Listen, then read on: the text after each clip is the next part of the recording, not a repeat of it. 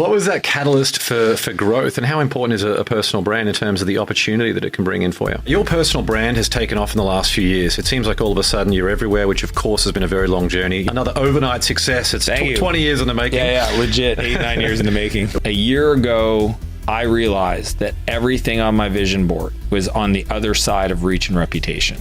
Like everything, the craziest things that I had on my vision board will materialize, will come true. Opportunities will be presented to me on the back end of reach and reputation. Reputation meaning that people have a positive, perception of who you are and how you live in the world. Turns out I have that.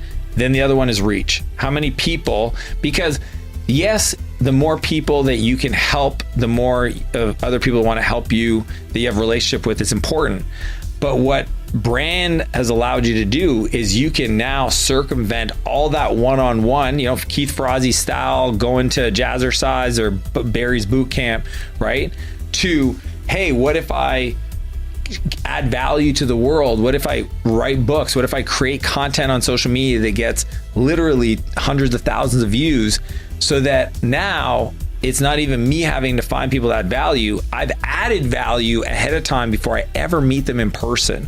And then all of a sudden you start getting requested to participate in stuff that literally doesn't even compute in your mind. I get DMs from celebrities and famous business people all day long. And the only reason is because I decided to go from amateur to pro. And that was it. Last year, February, before I made the decision, I was bragging at how about little time I put into creating my content. And then I look now as pro, well, what do pro do? Pros make it a commitment. It's in their calendar. There's a routine, there's training, there's practice, there's coaching, there's resources, there's investments, both calendar and dollars. So all I looked at amateur hour was how much little time I put in my calendar dedicated to it and how little financial resources I committed to it. Now it's the opposite.